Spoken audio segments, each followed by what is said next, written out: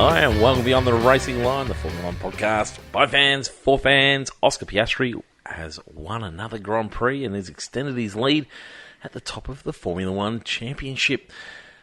It was a sprint race weekend at Miami, and I, for one, really enjoyed it. Joined by Tristan Pocock. We nearly had the reserve driver Sam in. Did we? Well. Oh, Yes. I wondered because we don't. He has gone down. And it's always a surprise when I illness. turn up as to who our backup I is. could tell you, but you probably wouldn't read it anyway. I know, you're right. That's correct. And it would ruin the fun. Yeah, you do enjoy the surprise. I do. But we are joined by Shane. We were going to have Shane and Sam, so Ooh. don't feel like you were a last thought. Sometimes Shane thinks, I'm always last A pick. bit of a Colapinto Doohan type. Yeah, both. yeah, that's right. I feel like if we Battling keep it out them, for the we seat. keep them both. Yeah, Yeah, Go that's on a the good. toes. That's a really good idea. Yeah, with respect to the season, I thought that's the best way to go about it. Did you enjoy the race weekend, Tristan? Yeah, I did actually. I think weather played a huge part in it. I think if we had just dry, sunny conditions, I don't think I would have enjoyed it as much. But yeah, Okay. it was pretty serviceable. Yeah, yep. For Miami, it was. Yeah. I agree. Shane? I enjoyed it. Yeah, I did enjoy it. I just felt a bit robbed at the end of the sprint race that finished the way it did. It would have been great to see that ending without having the safety car. So Yeah, that's right. But I mean, that's racing, isn't it? A little bit. There was That's very true. I usually get really upset about those things. And then, yeah, for whatever reason, whether it's just that I think that Oscar's doing a good job or whatever, but yeah, I was like, it's just racing. It's the way it is. I think that rubbed it in a little bit more that you knew that Oscar was probably going to win it. And then Yeah. the safety car. But Yeah. that was good racing. We've got all the goodies coming up. Give me a race ranking, though. Ooh. Race weekend. I'll give you a race weekend ranking. Weekend ranking. 6. Oh, 6. that's Bit low. low. Yeah, no, there's lots to like, but You're only giving it a we 6? had a bit of a lull. City, I feel like we had a bit of a lull, and yeah, Geez, a lot of action. Overtakes the lead yeah. in both races. Maybe I just need to come around to Miami. I just don't like Miami. You are very stubborn. I just don't like You are Miami. a stubborn Yeah. individual. You're I'll getting go more 6. stubborn. I'll go 6, but I'd be happy to be told off about that. Okay. I'd be happy if people upset that. That's fine. I'd go 7.5. It was a race of two halves, really. Like the first half of the race was fantastic with a lot of overtaking action, some really classy moves. And then the second half, it just sort of held station a little bit, apart from... It's settled in. and then apart from the Ferrari drivers complaining about each other and the rest of the world complaining about how the Ferrari looked. That last half was a little bit mundane, but the first half was fantastic. I'll go to 8. I reckon it was a ripping race weekend. We saw Antonelli take pole position in the sprint race Yes. qualifying, which we all watched on the way to our HPV race on the weekend. And then we saw, like annoying fashion, but we saw Oscar take the lead in a pretty decent move. And then in an annoying fashion, we saw the safety car have a real influence on the racing, particularly annoying for Oscar fans, but I always find it's a bit annoying anyway, particularly when there's not a race after it. Yes. Like he took the position and then there was no opportunity. He no skipped opportunity. away. He was out to 8 seconds or whatever. No, but there's no because he took it on the safety car and it finished on the safety car. Yeah. So there was no opportunity to go and to take that sprint race weekend in the end. And then we saw like a typical Max, wonderful quali lap. Jeez, good one. That. Yeah, over and over we say this. But yeah, we saw Max take the quali lap. We saw Norris sort of regain a little bit of form there. And then we saw the race that we saw where there were incidents, there were controversies, and then there was great overtaking moves. So, no, I'm full 8. 8 points for it. You're wrong with 6. That's okay. You need to improve. Yep, good. Okay. Tell me, who's got the pace? Obviously, McLaren, when it comes to racing cars. Qualifying, is it as clear-cut? No. It's closing down. I absolutely think it's not. closing down. Like it's McLaren are there, but you're getting your Mercedes getting closer and closer. George didn't have his best qualifying, so if he was in form, that could have been even different again. So, yeah, it's but I mean, a Red Bull on its day in the hands of Max. It's very situational, isn't it? Like just depending on your experience at a track or the conditions or just your tyres that you've saved or haven't, and Yeah. I wouldn't have guessed this to be a Red Bull track, and probably No. come race day, that was correct. Yeah. However, it wasn't as bad as I was thinking it was going to be for a Red Bull track. He looked like he was going to drop back a fair way when he Yep. started to lose position, but then sort of didn't. Mind you, it likes the slow corners. Yeah, it it likes the does. fast corners. It doesn't like the medium corners. So maybe I was wrong in thinking it wasn't going to be. But yeah, so I thought for me, obviously McLaren's out in front come race time, and that's typically down to the way that they can manage their tyres. There's obviously pace there as well, but a lot of that's down to managing tyres. But then after that, is it Red Bull? Is it Mercedes? It's not Ferrari. I know that much. Oh, for quali, Not for quali. Come race. become race day. Oh, jeez. It's probably Mercedes. Sorry, it's probably McLaren for race day. Yeah. And then it's Max. And then it's Mercedes. Then it's Ferrari, then it's Yuki. Well, is it Oh, Williams actually, or it's is it Williams Ferrari? in there, isn't I it? don't know that it's Ferrari anymore. I don't know. I think, Who else might it be, well, Tristan? it might be Williams. Oh, it boy. might Oh, boy. be. It might be. One of the things that Tristan You told us might get close. after the sprint qualifying, one of I the things thought Tristan about it. told us is he goes, "I'm fuming." I know. It was Williams practice, is right and I up was there. like, no, dear. Oh, anyway, yeah, no, I don't think it's Ferrari. I don't know. It's It's interesting. I think, like lots of seasons, but this one in particular, it's very track dependent on a lot of cars. Yeah. And I think Red Bull's a really big one with that. They seem to be becoming a little bit more deal with all situations. McLaren just seems to deal with all situations that are fast everywhere. Yep. And whether they're a long way fast or just fast is depending on everybody else, I think. Yep. Yeah, I think that Mercedes was probably a little bit like that as well. Yep. But yeah, it's turning into an intriguing season, and the change in regulations, I think, is even more intriguing. I'm not sure it's going to really hamper McLaren as much, but I wonder whether it's going to give everyone else a little boost. Possibly. Or will Mercedes drop off and Ferrari come through? That could be a watch as well. So yeah, it is interesting. It was a good venue for a sprint race, I thought. I thought so too. I think that's really key for furthering the sprints. You got to have the opportunity to overtake. Yep, and extending the DRS, 3 DRS zones seemed to do the job. I actually thought it was pretty spot on. Yeah, sometimes we extend it and it works too aggressively, where all anyone's doing is passing, and it just sort of takes away from it, to be quite honest, when everyone's doing it with ease. But yeah, I think they got it right. Distance was well managed. Do you enjoy a sprint race weekend, Shane? I don't know if we've brought you in this. No, I'm actually not really a fan. I'm a bit more of a traditionalist. What happened to Leclerc could have happened anyway in a race, but I just have that worry about damaging the car up too much before the main gig. So, yeah, just... Wouldn't you love to be at a sprint race weekend? I'd love to be at any weekend, really. Yeah, but like in terms of a fan at the track, like we haven't experienced it yet. No.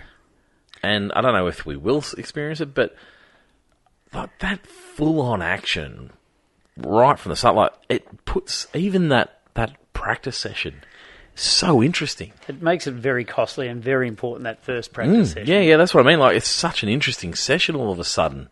And then obviously you got 2 qualifyings, you got a little race which has a start, which is great. We saw how important they considered that race come race weekend, because they would have usually red flagged the sprint race at the end, but they couldn't afford to because of time, because they had to do some qualifying after it. So you can see that like the main event is still very much the main event this weekend. But I just love how action-packed it is. Don't get me wrong. I've said this a million times. I don't want every race to be a sprint race weekend, but I think they have a great place in our calendar these days. I think it's just they create that extra interest. I really do enjoy them. Do you enjoy the sprint races when you watch them? Oh, when you watch it, yeah. Watch it. But I just back of the mind, it's just that worry. It's not quite the same. Yeah, it's not quite the same. And you see that when we're talking about how Lewis is struggling all year so far, but yet he's had a sprint race pole win. and win. And so people give it more interest than a practice session, but I actually think it's the right amount. We don't give it too much interest, where we focus on it too much. So, yeah. It's definitely not one you'd do every week or every round. It'd just be too intense for the teams. This one we did see. Oh, no, we need an opening question, actually. I've tried to get into it too soon. Opening question. It comes from Nathan Boone. Thank you, Nathan. It was nice to see Nathan on the weekend. And he sent a picture. If you want to go and see it, check out Jackie Falgate on Instagram. And she posted a picture of two guys at Albert Park with a portable power bank and a TV, a couple of chairs, watching the Miami Grand Prix in Australia at Albert Park. So just to put everyone's mind in the right picture, that means that they were watching at 6 a.m. in May, which is getting cool at 6 a.m., that's for sure, in a park that does not have facilities for those sorts of things, almost in like an open paddock. And those two were enjoying the Miami Grand Prix this morning. Where's the strangest place you have watched a Grand Prix? The strangest place? Because that's an unusual place. Like Albert Park is an unusual place to watch a Grand Prix, but it's an unusual place to watch the Miami Grand Prix. The Miami Grand Prix. I have, in past, had my phone in the car and just had it sitting in front of, like the dash. Is that the police and just knocking watch on the door? it a little bit. Watty used to do that constantly. Like I didn't say I was driving. I'm just saying it was in front of the dash, and I might have been listening along and just keeping an eye on what's going on. But you can be a judge of whether I was driving that car or not. But yeah, that's probably the strangest place. Right. Okay. To be quite honest, I don't really have anything other peculiar outside of that. Shane, Camping. Up at Turrumbary. Oh. Yeah, and it was back. I had a little back in the days. Had the dongle, internet, and I watched it there on an old iPad. Oh. So, and it was at like 10 o'clock at night. So that's quite good. So, yeah, to put people in that picture, if you're not from Australia, Turrumbary's on the mighty Murray River, in the middle of huge, big red gums, in the middle of the bush. Great spot. For me, it's probably not unusual, but it's unusual for me. Travelling through Europe, you would be travelling around, enjoying life. This is about 15 years ago now, maybe 20. And enjoying life through Europe. And then come race time, which was back then, I think it was 2 p.m. on a Sunday afternoon. Yep. You would do whatever you could to go to a pub, and you could usually find it in some sort of pub or restaurant. And I remember watching it in an Italian bar, I guess they call them, and watching it in Italian, drinking some wine and all those sorts of things. And there was a few of the Defosi there, and it was just a magical moment. And for me, that was an unusual spot, really unusual spot. I remember another unusual watching situation where I was on a bus in Turkey once. Yeah, right. And as I pulled off on this 24-hour bus ride, and it was the bus ride from hell, but that's a different story. 24-hour bus ride? It was 24-hour ride? Where are you going? We're going to Gallipoli for Anzac Day. Okay, all right, well, that's fair enough. And there was a volcano in the area. We had been delayed, so the bus had taken off on us. We had to go and catch up with it on this 24-hour bus ride. But anyway, and there was a guy with a decatheter that was leaking and stinking. It was 24 hours from hell. Oh boy. Man, I thought about getting off it many times, but that'd be the enemy. But anyway, I remember as we're pulling off, and I'm a Liverpool fan, there was a fancy bus beside us, and I'm sitting there on their screens. They've got Liverpool playing in a Champions League game. Yep. And so I'm like, I hope we get delayed for an hour. So anyway, I'm sitting there watching their screens through my bus window and their bus window. And then we started pulling away, and we actually pulled up at the next lights. I was like, this is going all right. And then off they went. We were about 15 minutes into the game, and it was devastating. But anyway, that's sport. I hate buses. They smell. I had to feel it. The seats. I couldn't agree with you more. Nothing worse. And I can't even describe what it smells like. It's just a smell of its own, isn't it? It's just bus smell. It's just that no control. No. Like I've learned in the last few years just to relax. In a bus. Find something, a movie. Find something to read. Have a podcast. But I'm with you. I hate a bus. It's just ugh. Yep. We're going on a bus in a couple of days. I was going to say, you've got one in 2 days. We're off to school camp in a couple of days. But anyway. Right, let's get into Miami. Plenty to do. Like I said, Kimmy took an out of the blue pole in the sprint race qualifying. And I wouldn't usually mention sprint race qualifying unless there's something interesting about that.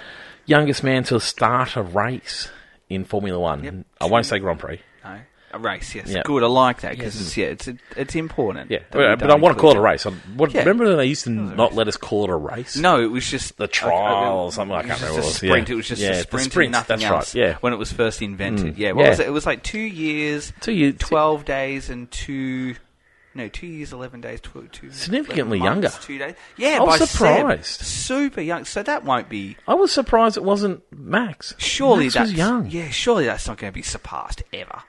Like you could we say that. You could lock that in, but I mean, I can't see that ever being challenged for a pole. Yeah, but massive effort, and like it wasn't like Oscar messed up a huge amount of lap. There was a bit of a mess up. There was, yes. It wasn't Sector 3 huge, is where the difference but it wasn't huge. But yeah, so hell of an effort, and then he backs it up with third in qualifying. Well, he was fourth in the practice session too, so you could, and across the whole weekend, you could see he's obviously got either extreme confidence in the car or he is very handy around this type of circuit layout. For someone who hasn't driven the track before as well. Yeah, so maybe in other categories like your corner profile and your straights profile and your in and out speeds, whatever it is, it just works with him. But F2 doesn't go there. No. F3 doesn't go there. No. So it's not like he's raced here. And that's why I think it's other categories and other profiles that have helped him through, and it's just Miami has been some sort of jigsaw combination of all of those. Yeah, I think they suggested he's done 70 laps on the sim before he did that. So,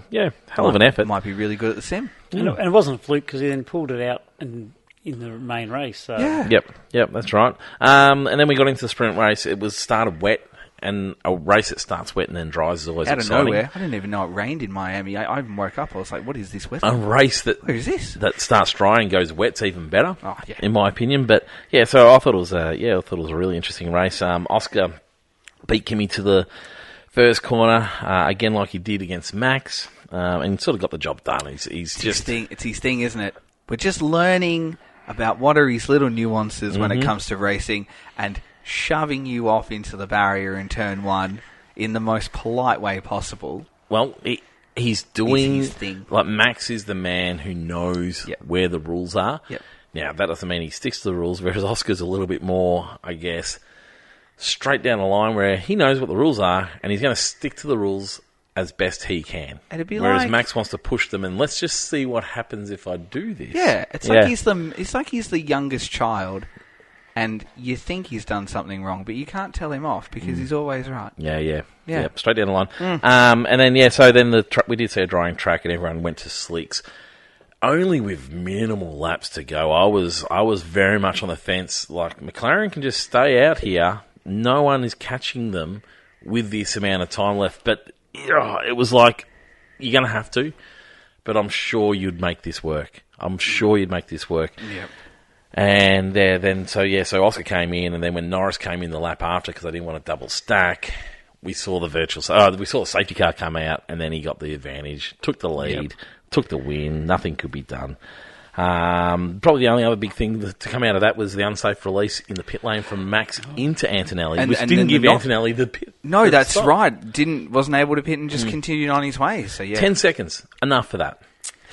Oh, geez, I feel like. Yeah, maybe, but a little part of me thinks the amount of excessive debris that come flying off made it look a lot worse than what it was, because I reckon I've seen something like that before. Shane? I reckon, 10 seconds is fine. It dropped him way back. The hard thing of it, it's not his fault. That's the hard thing. It's the pit crew's fault. And he was straight on the radio and said, oh, come on, guys. Yeah. Couldn't agree more. However, not his fault.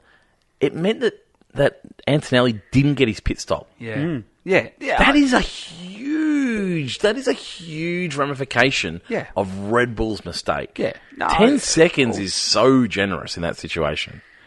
Like, you've come out. What would you have given him? What would I have given him? I would have given the team a stop-go penalty without doubt. Okay, because of the outcome. Because of the fact that that was so close to taking out Mercedes drivers, pit crew. Yeah. Like, they all absolutely pooed their pants. And so they should have. Yeah. There was a lot of damage done. There was a hit in pit lane, and then Antonelli couldn't take his pit stop, so could have really sacrificed his race, which it did, really. Yeah. So, for me, it should have been a stop-go, without doubt, or carryover points. Probably a stop-go would make more sense in Well, that a stop-go situation. wouldn't have been... Like, stop-go could have been delayed. Yeah. Then it would have been carryover to a penalty at the next race, which Yeah, would have been the race. Yeah, depending on the laps. So do you know what? Like, for me, that would have been the fair outcome because that was huge. It was huge. I mean, I know he was penalised. Yeah. But there was nothing done in terms of like where Antonelli was. And maybe it was that they looked at that both drivers had been penalised in some sort of way.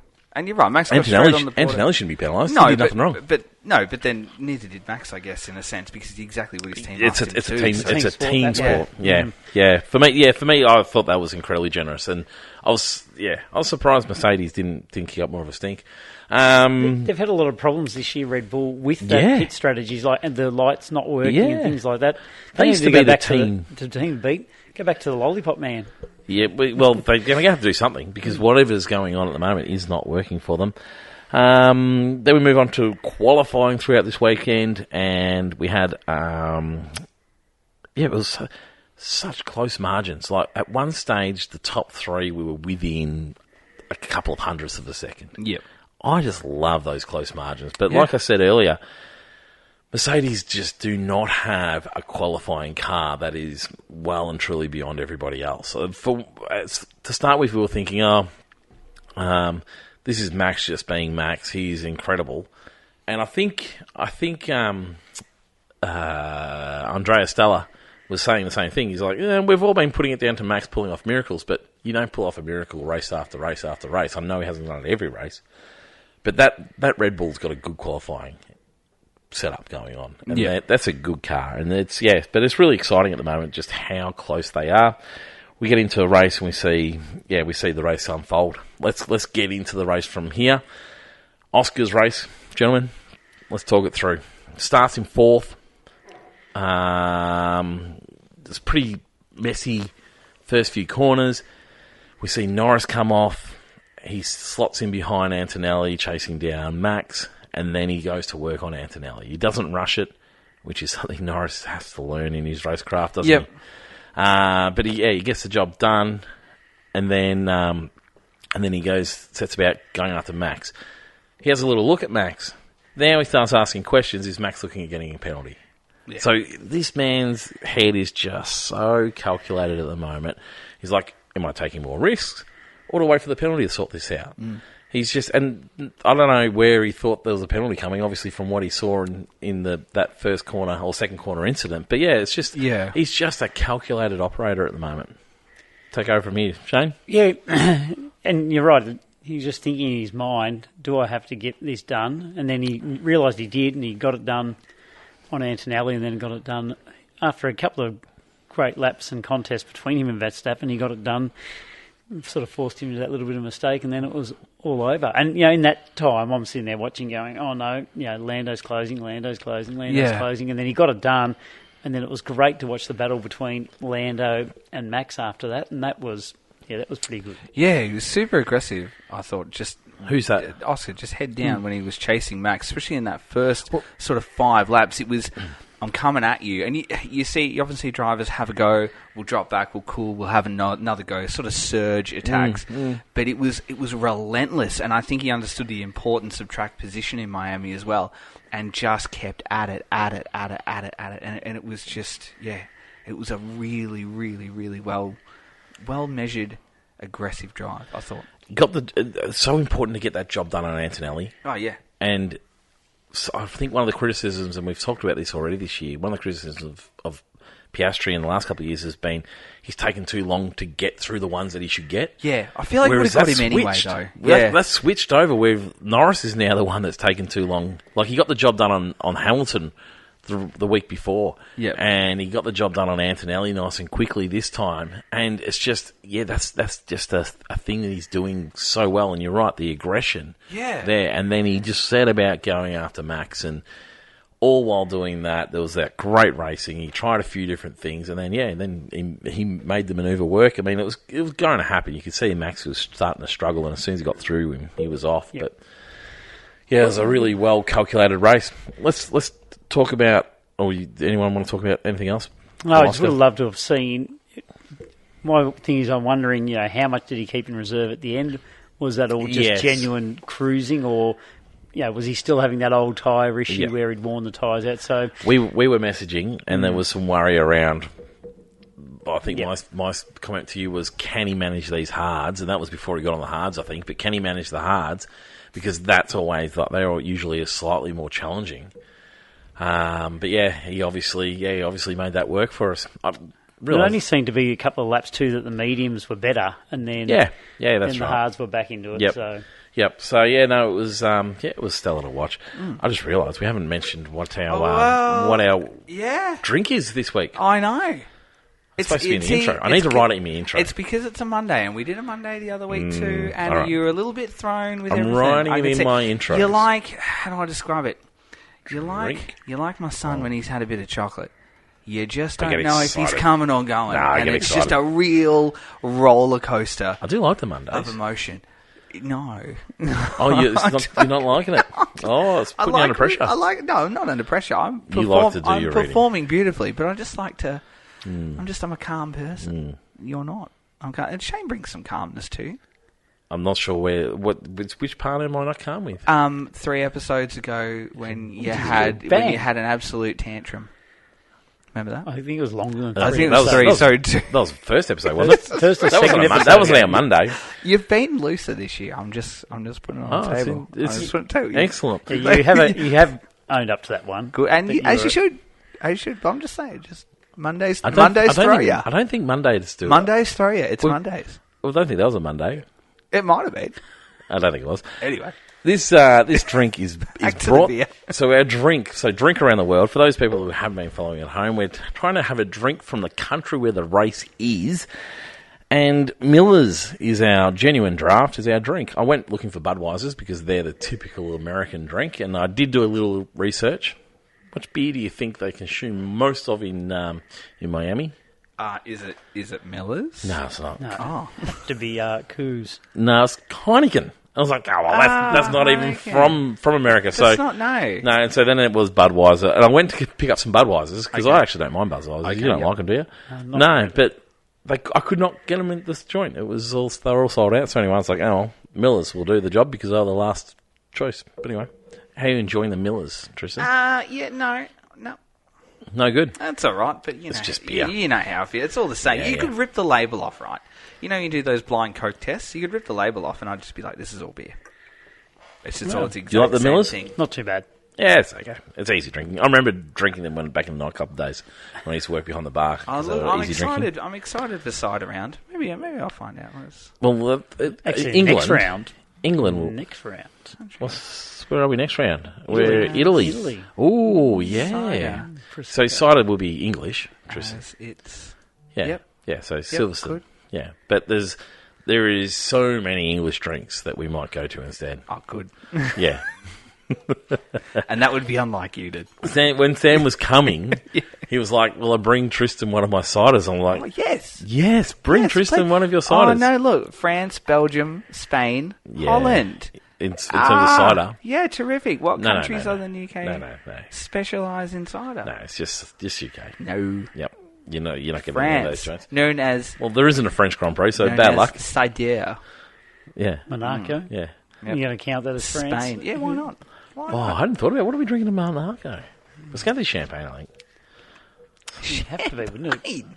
Well, I don't know. Like, what else do they drink there? Well, they obviously drink all sorts of things there. Maybe I'll... They won't have anything they've actually produced there, so... Anyway, we digress. Norris. Let's talk Norris's race. Okay. He came in with, I don't know, like a lot of pressure coming on him. There's a lot of pressure on Norris at the moment. And it's almost in the way that he deals with the pressure that brings the pressure on. Lots of people are asking, can the man get the job done? Can the man get the job done? And he came in and couldn't get the job done in qualifying. Not quite. It was very close. Incredibly close. Yep. And then he managed to pick up the sprint race win. And I thought, oh, you know what? This might be the kick he needs. Qualifying, not quite. And then in our race, we see him get pushed wide in the second corner. Has a great start. Better start than Max. Actually, no. Better first corner than Max. Max locks up. And then gets pushed wide. And that generally, that's like race over from there because everyone swamps him. He ends up behind Albon. It's not good from there. great recovery drive, I must say. He drove well to get back through the field and finish in second. Probably in the past we would have said, as you should do in that car. Mm. Where would you rate that Grand Prix drive? From Lando? From Lando Norris. I really wouldn't rate it anywhere other than just a nice second-place finish, to be quite honest. Like, it wasn't anything that I thought was spectacular or anything really negative. It was just second. Mm. I'm of the different opinion that I don't think there's much pressure on him, to be honest. I think I look at it in a sense that he started really poorly last year, and they both did, and then they came good, and suddenly it was on when it really wasn't on, and then it should be a little bit of a wipe the floor, clean slate for this year. I mean, I backed Max in at the start of the year, so on a personal fan note, I've never really seen him as the one that's absolutely going to get it. I think if he gets it, it'll just be... he'll be on a bit of a run towards the end, kind of like Seb did in 2010, where Seb didn't really do much and he was nowhere, and then he just got it at the end, and then that kick-started the career and the on-roll of titles and stuff like that. Kind of like Charles a couple of years ago. We had Charles who suddenly came out of nowhere as the challenger to Max, and then nothing really came to fruition, and then there wasn't really that huge... there wasn't that expectation of Charles to take the title the next year, so I don't know that I have that expectation of Lando. I think if it happens, it happens. If it doesn't, it doesn't. Well, I think this is where you really need to see what was going on in Oscar's car to rate Lando's drive. Yeah. If Oscar was flat out trying to get the most out of it, and his engineers were telling him, later in the race, do this here, go faster here. So if that was Oscar pushing it, then Lando's drive was pretty good. It was pretty decent. He pulled back, 5 or 6 seconds on him. Yeah. If Oscar was just cruising around, then, it's just not a bad drive. And really, though, you go corner 2, and he's sitting back in 6th spot, he's pretty happy with the way it's all turned out for him in the end. Let's go to corner 2. Okay. Let's go to corner 2. Oh, we'll go to corner 1. Okay. Corner 1, Max locks up, runs slightly wide, and then Lando's under him. It's a race to the second corner. For me, they are even Stevens heading into that corner. Oh, yeah. Is Max not... if anything, lucky? Is Max not lucky not to be given a penalty for the second corner incident? I'm a bit lost on... Well... I was the same. This morning I was the same. Yeah. I went back and had a good look at it tonight. Yeah. After the emotion of everything. And for me, Max drives him off the road and they're side by side. I'm a bit lost on that one. They're claiming first lap incident. It wasn't an out of control situation. No. Max drove him there. Max could have very easily turned that corner because it wasn't tight. Yeah, I thought Max was a little lucky, but Lando has to get out of those situations. Well, I think because that cost him the race win. That's something that I feel like we're sort of missing as fans. That we're always focused on the instigator who's moving whoever in whatever direction. But there is always an opportunity for you to hit the brake pedal and back out of it. Yep. And I think that we've got to a point... if he slopped in behind him, we saw what was possible. Sure. And you go again. And I think that we've got a grid that is not prepared to do that. It is my elbow's out, your elbow's out, and we will just deal with whatever the ramifications of that is. We used to talk about Hamilton in the Hamilton-Max battle in 21. Hamilton had that understanding that quite often, if he knew that if he backed out of it... he would have another chance to go and get in amongst it. Whereas Lando just... hindsight corner is an easy thing to bring up. It's an easy thing to bring up, but my goodness, you back out of it and you go again because you know you've got the race car for that job. We just don't have drivers that are willing to do that anymore. Yeah, for me, for this one though, I'm not actually going to put it on him because I think he was so far alongside Max. I just don't understand how Max is allowed to drive him off the road. I find that just remarkable. Have another look at it when you get a chance because I just find it really remarkable that he didn't even try to make room for him when they're side by side. I don't mind if you're not making room for people that are behind you, but they were really side by side. What were your thoughts on it? Yeah, it's one of those ones that's. I guess it's whatever side you want to sit on the fence, isn't it? If you're, a Max fan, you're going to say it's his corner, blah, blah, blah. If you're a Lando fan, you say he's pushed him off. So it was really just And One of those things. I don't want to be somebody that calls for penalties. I'm sick to death of calling for penalties. However, it's like if there's a wall there, Max isn't doing that move. Lando ain't doing that move. Because if Max does that move, Lando's crashing into Max. Like if there's a wall on the outside of that corner, Or a neither gravel trap. Oh, yeah, well, gravel trap, he might make that move because he might continue straight through it. Whereas if there's a wall there, they crumple into the wall and that bounces back into Max. It's just, I think there needs to be more emphasis put on giving racing room.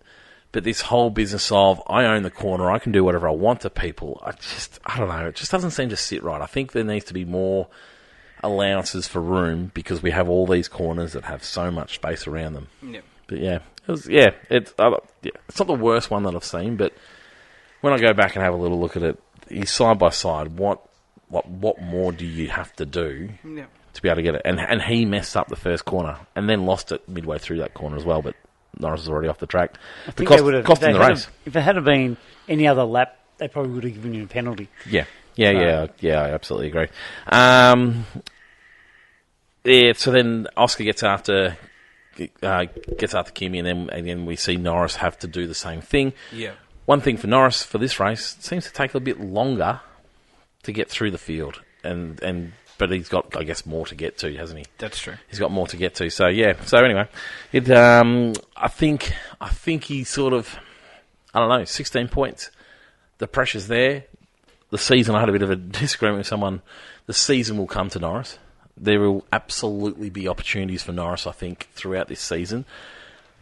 It's not panic stations, but I think the way that he deals with it makes people panic a bit because he does get quite down on himself and people worry about it, but I think it'll be completely fine. It doesn't take much to turn it. I mean, Oscar's won 4 races, and he's only 16 points up. Yep, exactly. Yeah, and it's a DNF, and all of a sudden Lando's back in front. Place, like in Australia. And Yep, that's right.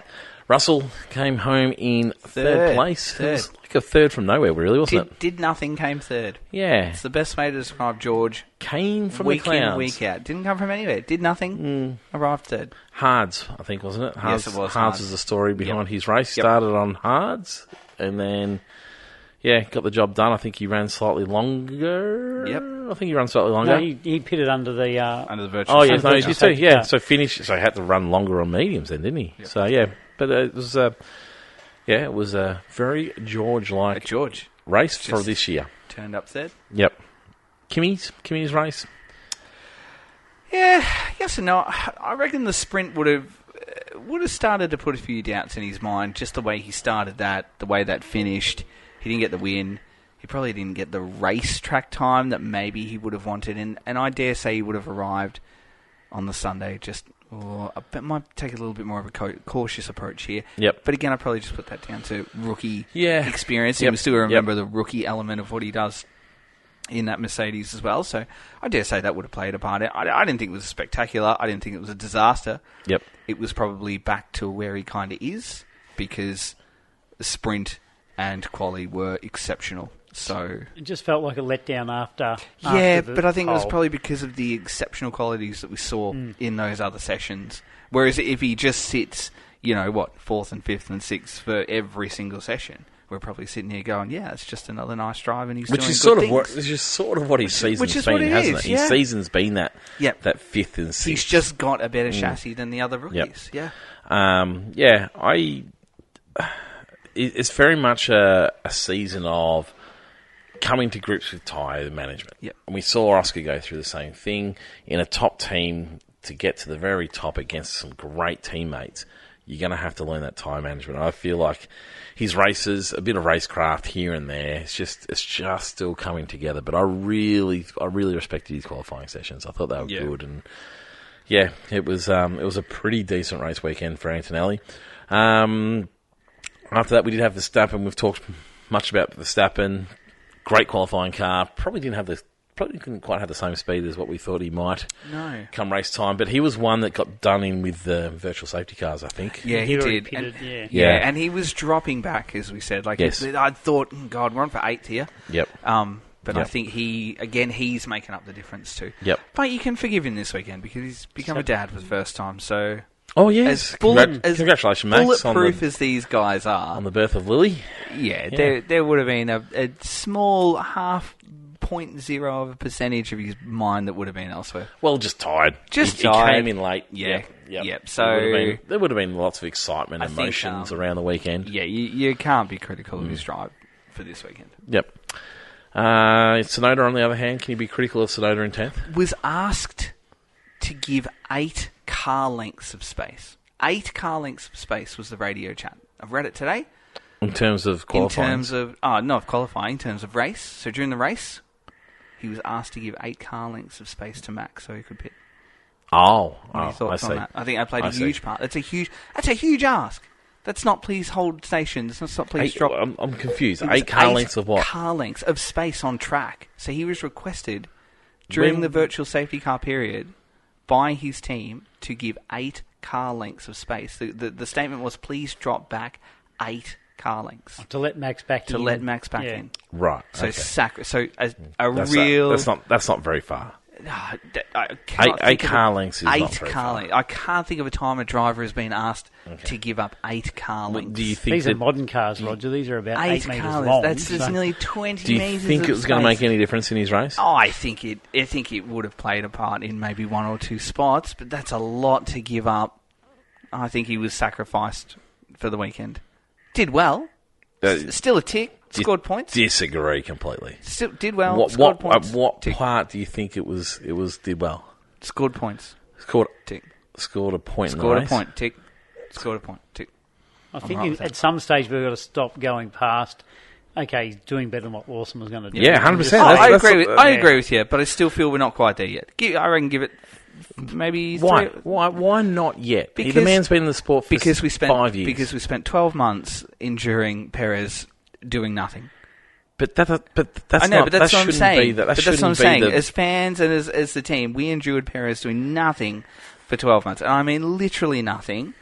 So you can't, when he's in and he's scoring points, you can't say, we're going to give you a smaller, fraction of time to do more than that. We were critical of Perez then. I know we were, but he was doing nothing. I'm just saying, we need another. He was we doing need another more than month. this. He was doing more than this. We need another month of points, and then I want to start seeing him move. I agree with you, but I'm not quite there yet. No, not a pass for me. Not a pass for me. Okay. Where he really needs to just pick it up is qualifying. I mean, Max is out qualifying the car, and if he can get himself... See, engineers will never take that.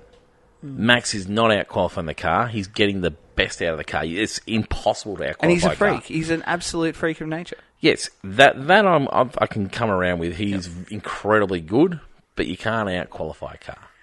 That car has been at that level so many times this year. But he is incredible. Driving, I'm with you. I agree with you, Shane. You cannot qualify a car. I think so agree with too. you there. Every engineer on the Formula 1 grid will tell you can't do that. Yeah, absolutely can. I agree with you.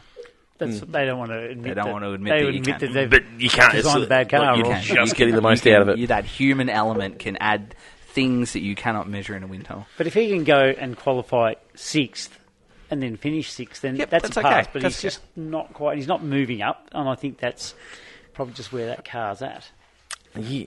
Well, With him in it. yeah, maybe. With most in it. Don't get me wrong. I'm not saying he's got an easy job. No. The Red Bull team need to make those changes, but he is not doing a good enough job, in my opinion. Not yet. I am hopeful that we will see him go up. I'm very much enjoying Yuki Tsunoda. Oh. I was thinking the other day, Yes. you know how we get those questions, who would you like to go out for dinner with? Wouldn't it be fun to have a night out with Yuki Tsunoda? I guess Doesn't he so, look like yeah. a fun guy? Yes, he does. Yeah, I reckon he'd be the man to go with. Let's move on He to has got 9 points. 9 points. He's got Yeah. 9 points. In Yeah. what, 3 rounds? 9 in 3? Okay. Well, do you want to go back and have a look at Perez's last year? Yeah, none in 100. So. Yeah, no. Perez outscored him by 1,000,000. A million. Well, none in 100. You're gonna. Well, I'm you're going to go that last year's Red Bull was a lot better than this year's Red Bull. Yeah. Well, maybe. Especially this time of year. Max won the first 7 races or something. Very true. Well, close to it. Albon. They had a new floor, didn't they? Let's go, Albon. Oh, and on that, Max had an upgraded floor this week. And Yuki didn't. Yuki didn't so, have I the mean, floor. that's... Okay. And I hate that about upgrades. I hate it how they can't bring them for both. Yeah. I understand that they want to test it and make sure, but it just actually can blight a person's career.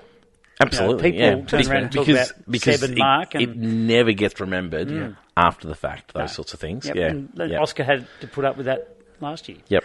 No, I'm with you on that. I am with you on that, and I do want to see Yuki succeed. I'm just not convinced that we're quite seeing it just yet. Okay, that's fair. Albon in the Williams. We saw a race weekend from Williams that was.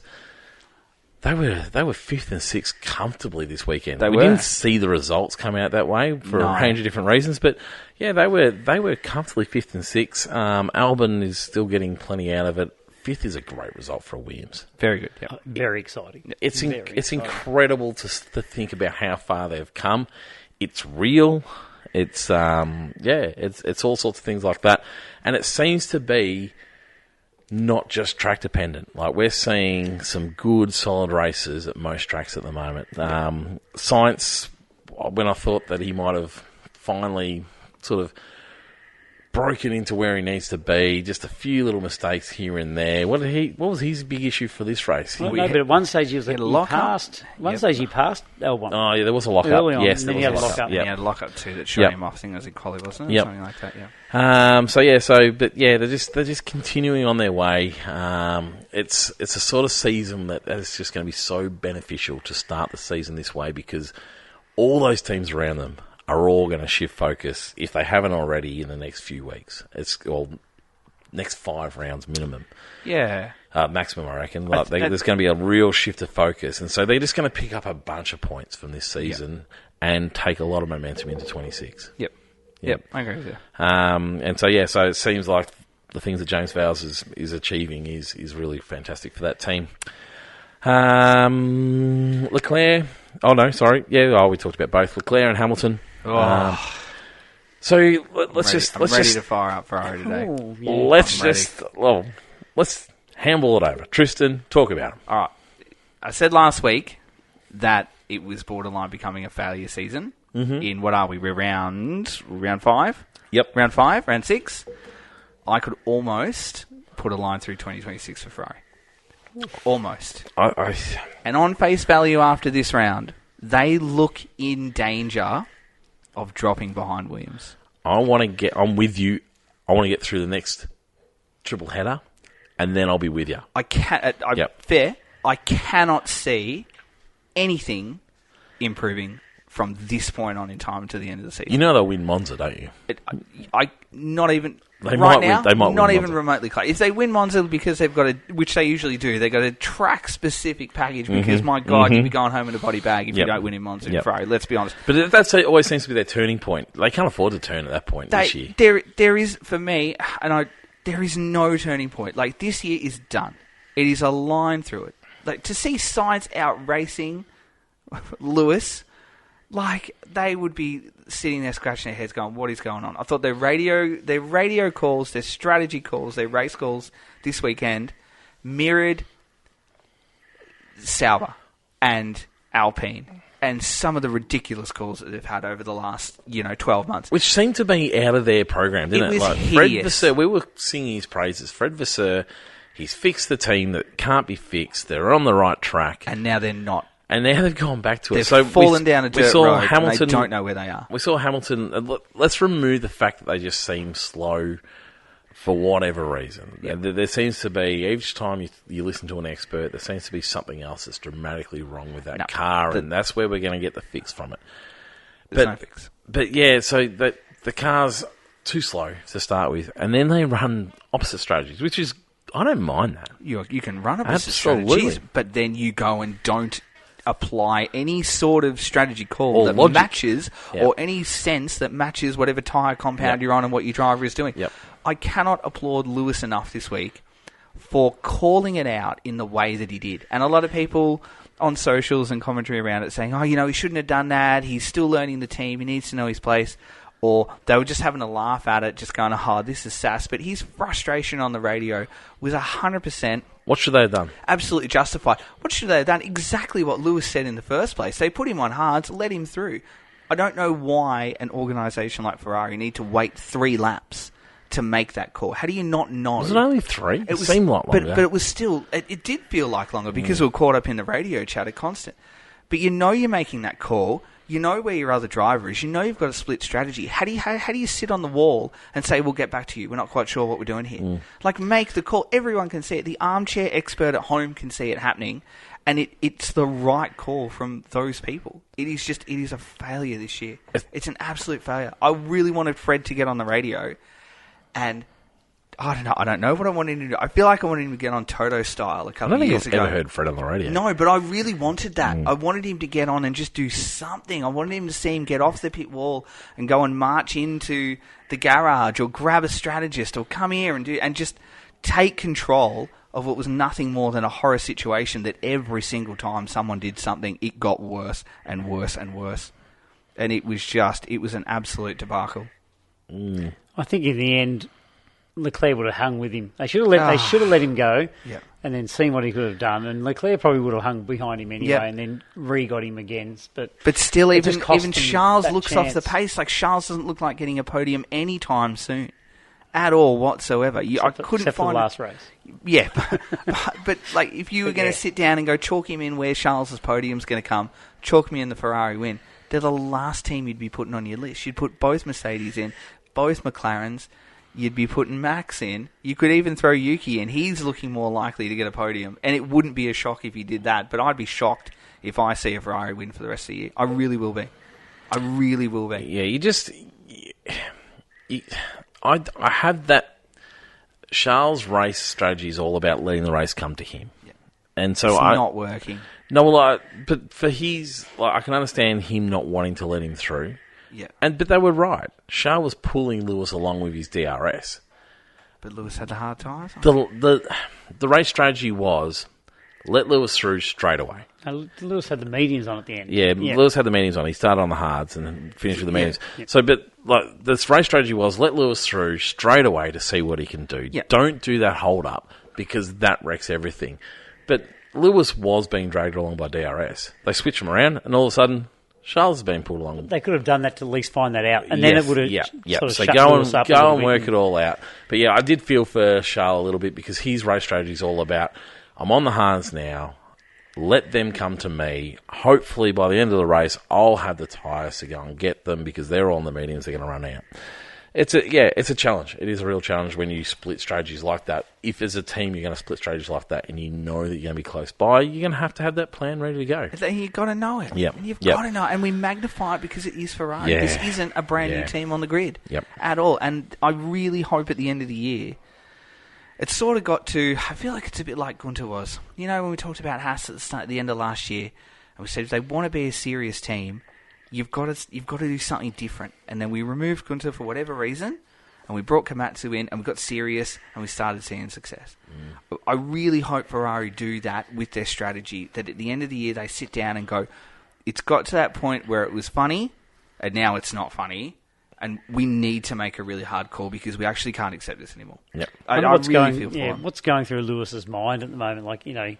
This was his apparent boyhood dream, and he's come and done it, and it's just not working. And they should be listening to him because of the wealth of experience that he brings from Mercedes. And this is what Mercedes do well. They make calls when the call has to be made, and they don't hesitate. And it's played such a huge part in their success for the past decade with everything that they have done, whether it be a one-off win for the weekend, whether it be a world title, constructors, whatever it is, they make calls well. Bono makes calls well.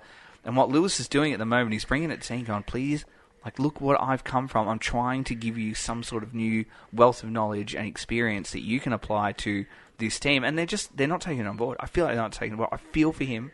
I've never felt for him like I have this weekend. He's just being ignored. I know he's finding the car hard to drive, but I don't think that they're taking him seriously in what he's trying to get them to do. It's almost like they're micromanaged. They're fearful of making a call that's going to be wrong, so we're just going to make no call. I don't think they've had a call to make with him so far, though. No, but... Like, you can forgive them for not expecting him to be competitive in this situation. Yeah. You're employing a 7-time world champion. You expect him to be competitive. And this weekend but he hasn't as well, been, has he? No, but then when you see the Williams there, Who would have thought? Who would have thought when this call was made that the science to Williams could, and I mean that's a huge could, be the upgrade. It's not working. Is there an element of the fact that they've changed drivers, and Lewis's feedback to that team has sent them down the wrong path? No. Well, no, you don't know that. I don't think so. That. No, Yeah. I don't know that. I don't think so. Yeah, but I mean, like, Lewis has come to this team. His feedback is obviously coming into this team. He's wanting certain things from this team. They're unable to provide it. That's added murky waters to their development path. The engineers talk all the time about wanting to be really cohesive about what do we want to get from this team. And if drivers are wanting the same thing, they love it because they can go down that straight path. I wonder whether Lewis is asking for things that is just murky the waters and the engineers don't know which way to go because maybe Leclerc's driving style is so different that they can't really pull in the same direction. But even a basic, like you said before, the fact that a basic tyre strategy and the knowledge of what you're going to do with strategy, and then this is once. This is once. They've only screwed him once. They haven't had a great season. They've only screwed him once. I thought it was an absolute shocker, and I wouldn't be surprised if it's just even they are just going, no, that's it. There's nothing. You can't start catching 6 rounds in and going, all right, now we're going to make a run for it. Not this year. Yep. Because your attention has to go to 26. Alex Brundle had an article or something about his braking, mid-corner braking, and he's just tapping it too hard. Yep. But apparently it's exactly the same thing that he was doing at Mercedes, and it's just not working for him in these cars. Yeah. Anyone else you want to mention? I mean, Hadjar was 11th. It's very much a Hadjar area, isn't it, at the moment? I mean, he's only picked up 5 points, Hadjar. And it seems like he's had a stellar season, doesn't it? But what about Jack, boys? Like, well, I don't know. At first I thought it was just a stupid way to take the corner. But then when you watch the replay, it wasn't like he was dive bombing. He was there all He was along, already there, and I think that Lawson, who, I don't know, he just, technically by this rule, what they're saying, the apex here is ahead of him, it's his corner, but he was dive bombing Jack in a way, and there was plenty of room on Lawson's left-hand side, when you look at it, that he could have given more room. Lawson certainly turned in on him, but, I mean, I'm more critical of people in the first corner of a race hanging around the outside. Yeah. If you hang around the outside, you've got to expect that things are going to come across to you. Yeah. You're a bit the same on the inside sometimes, aren't you? If you're all the way down the inside, but it wasn't like he just turned up. He was there all along. Yeah, I don't know. Yeah, I was critical this morning, less critical this afternoon. Watching back, he needs a point. Oh, he desperately he needs a point now. He desperately needs a straightforward race weekend. He just needs to score. Yeah. He really does, and I want him to do well. I'm looking at him thinking, oh, geez, it's just... Still signs, though. And that's the other thing. And that's qualifies the thing, Gasly. And it's just like, how long do you go off signs for that? He had qualified Gasly there, and he had qualified Gasly in another sprint race earlier, but just needs those points. My heart's sort of breaking for him because I want him to do well. Yep. And that's nothing more than bias, just nationality. Yeah. I want the Australians to do seems like well. a terrific fella too. Like he just seems like a good guy. I mean, it was interesting to see him getting so frustrated with the team in the sprint qualifying, where Gasly messed up coming out of the garage, and he let the team really have it. Please, But it's got to be now. It has to be next round. It really does. Anyone else? Well, we really have to go to Lance Stroll. Do we? Well, Lance Stroll is carrying Aston Martin at the moment. 100% of their points. He's got 14 points. He's got more points than Hadjar. He's in 10th spot. Picked up more sprint race points, did he? 4 points up in the sprint race this week. God. 2, I think. I reckon they'd be looking at sacking Alonso at the moment. They should be. Yeah, I've said, I'm coming to terms. I'm coming to terms with it. Alonso did him in the race, but only just, But he was actually Stroll did pit before the thing. But no, look, everyone. That's the funny thing when you look at the points. No one's talking about Aston Martin and thinking how bad they're going, but they're still beating the Racing Bulls. Which you just wouldn't have thought. Yeah, no, you wouldn't. You certainly wouldn't. Yeah. Moving on quickly, Tristan. It's going to be like, what are the 7 stages of grief? I'll go through them. I don't know what they are.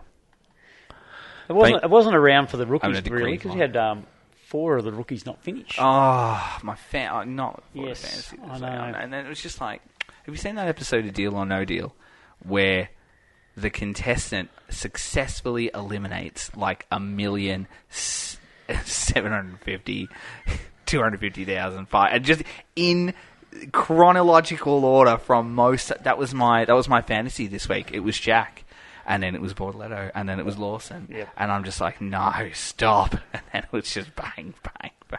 Oh, God damn it. Roger wants to talk about fantasy. Oh, of course he does. Thanks to All Signs, though. We've got to go to our 3, 2, and 1. Thanks to All Signs. Who gets your 3, 2, and 1 this week? Who gets 3? I'm going to take a leaf out of anyone from the UK, and I'm just going to go Oscar because I'm enjoying being incredibly biased at the moment.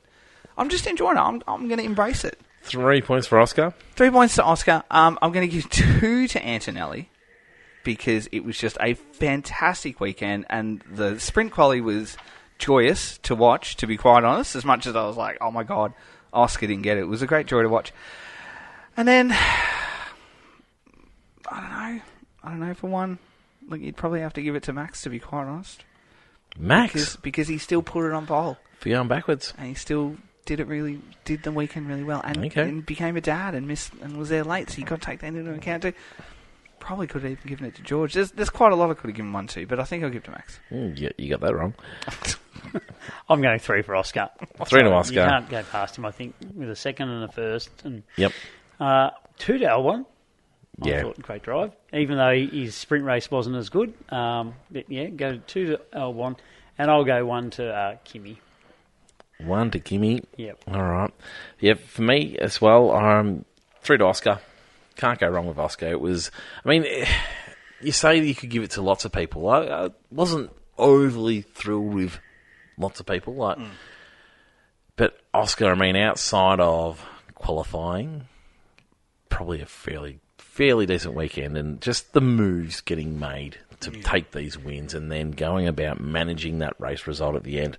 Like Shane said, I'd love to see how much he had left. Felt like a managed race. The worry was there. Yep. As a Liverpool supporter, I used to worry that they're going to give up a lead, and as they've become a better team, you become more comfortable in watching them. And here I'm becoming more comfortable in watching Oscar and feeling more relaxed about. Mention that with Mark. That's the Mark era. Just the nerves and the anxiety. Yeah. Of like, what are we going to? Come on. Exactly, but now you've got that confidence that he's going to make his way through the field. Yes. He's going to be able to manage this tyre. He's going to be able to manage the rest of the race. Yeah, absolutely. So it was, can't go wrong there. For me, I had 2 points to Albon. I thought that was a really, really decent race. They continue. Was yours 2 for Albon? Mm-hmm. Yep. And, oh no, I'm going the exact same as Shane, and I'm going for 1 for Kimi. I thought Kimi's was a great race, so... Yeah, start of the day. Start of the day. Can I go first? Yeah, you can. Because I'm worried you're going to steal it. Okay. Oh, actually, I know. Oh, maybe I'm going to steal yours. You go. All right. You're the boss. Yep. Well, You go. Liveries. Ferrari. I think it's fair. Okay. Are we going to join us? Are we going to I join? don't think it's anything else. Are we going to join? Of course we Okay. are. All right. I'll go first, and you guys take over. I think, yep. Ferrari has got to be one of the coolest cars in the world. Yep. Think about the Ferrari brand. My God, they're so cool. I couldn't possibly drive one regularly because I wouldn't be cool enough personally to pull that off. I'd come to terms with it. Yeah. One of the coolest brands in the world. How on earth, and they've got the most iconic Formula 1 team in the world, how on earth can they get liveries so wrong so often when they have got that going for them? They pretty much just have to turn up, have a few little tweaks here and there, and they've nailed it. And they get that wrong over and over and over again. Over to you. The option was to go to Miami and be blue and white. And would you have been okay with that? Yeah, because this is what they have to do. So if I want a blue livery, right, as a Ferrari fan or as a Ferrari livery designer or whoever this absolute clown of a work experience person is that does this. So when I get the red parts of the car, what I need to do is take those off. Like, it will be all right for the weekend. Nothing's going to happen. It's like when you have a sick day at work. It's not going to burn down. So you can take the red off Ferrari, and then you can just make the whole thing blue. So I wouldn't do that. And but that's what you have to do. They're doing. No, I disagree. No, I that's what you totally have to do disagree. Yeah. because it is so wrong. What is the point of what we had last year? We had 20 centimeters of blue, and then this year we've added 60 centimeters of blue. It sucks. It sucks. I couldn't agree more with that In part. every way. It sucks so badly. So you either do it all or do none of it. It sucks. And I'm saying do so none bad. of it. I No, just think it needs to don't stay do it. the Scarlette Do it. Ferrari. Maybe put the yellow where it's Ferrari. I mean, because that blends with their brand. Dude, go yellow. Think about the absolute joy when you open your Instagram feed waiting for this livery, or you turn up on track day and the covers are up and the whole thing is a different colour. You will lose your mind. I think I would take a yellow Ferrari. Yes. I'm with Shane, though. I wouldn't change to a blue and white Ferrari because that's not Ferrari. Yellow can be Ferrari. You see plenty of Ferraris that are yellow, and obviously the logo. Remember that movie, The Rock? It had a yellow Ferrari. Yeah. But no, I'm with Shane. I'd be happy to change all the writing to blue if that's what you want to do for Hewlett Packard. In this situation, white outline it, and then blue writing, and all your writing all over it is blue, and everything else is red.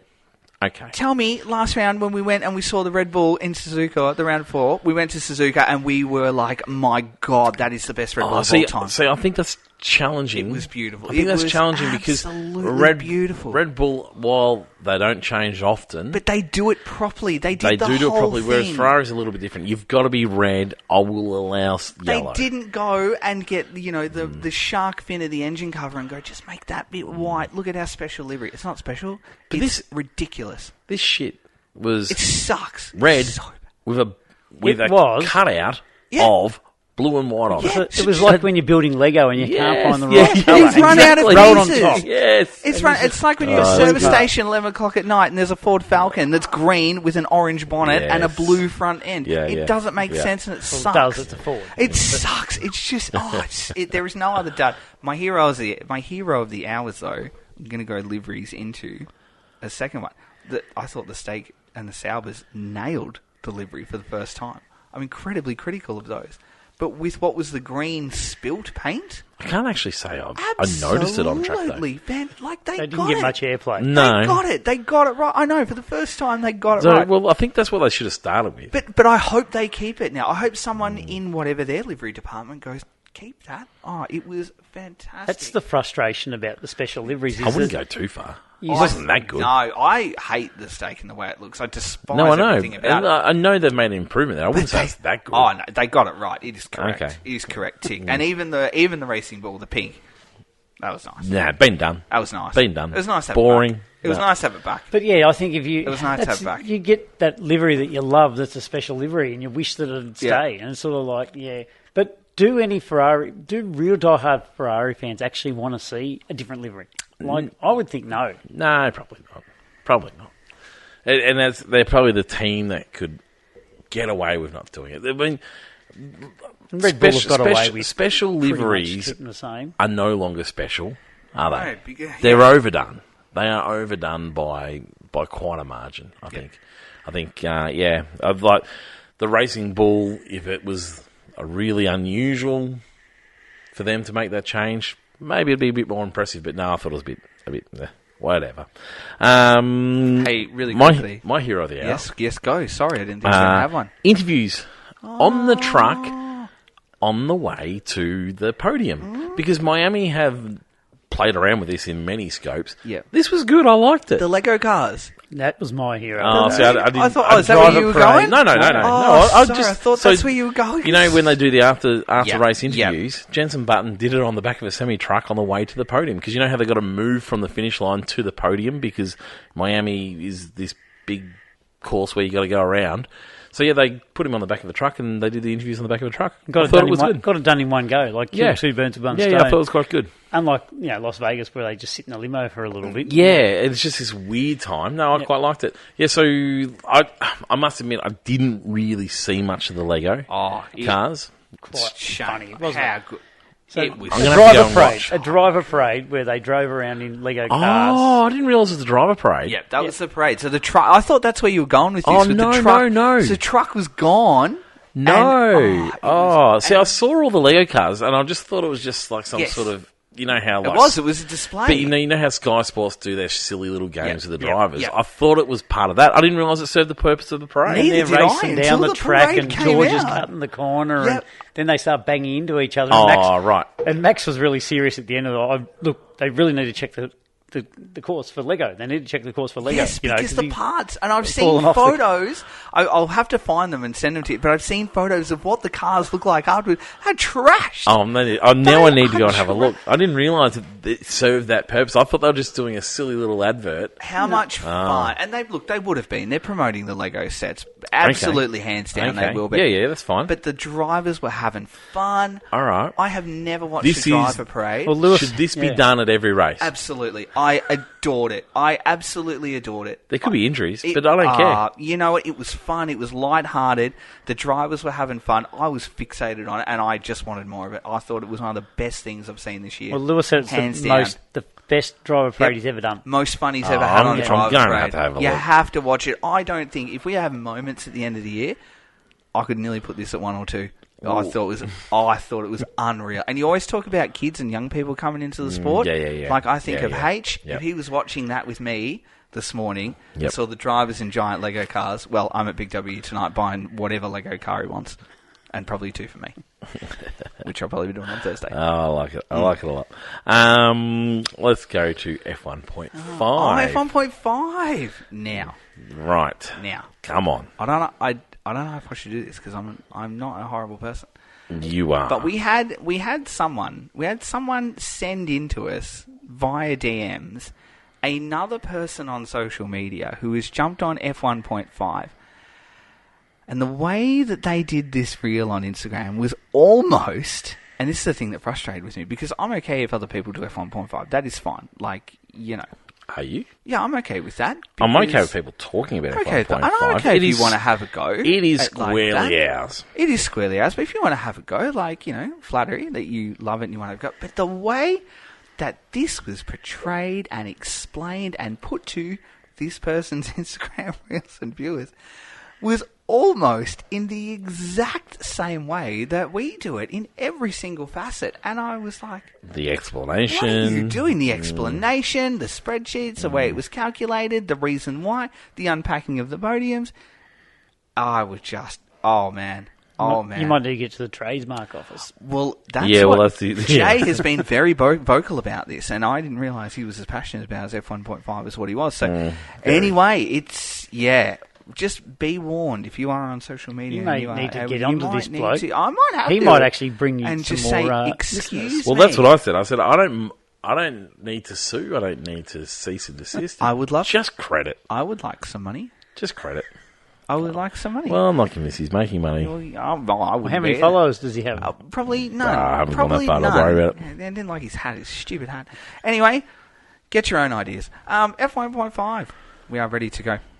Greatest championship of all time. Now, I did what you like me to do and just go through the different orders. Like, you wanted me to do it in order last week. Oh, not last week, my friend. So Every week. Every week. So I'm not doing this week. I'm going back to what I do best. I'm just going to read them through bottom to top in the order that I have. For those that are brand new to F1.5. Is that why you do it? This is what I do. I go bottom to top. Because you can't be asked putting it in order. No, because I have... And then That next to it, I have the order. explains it. Because I just do it. Anyway. So F1.5, for those that don't know, it is the title without your common denominators and your most frequent finishes. So it doesn't include both McLarens, both Mercedes. It doesn't include the 2 Red Bulls in ours. They're out of that. And then it also doesn't include the 2 Ferraris. However, I don't know.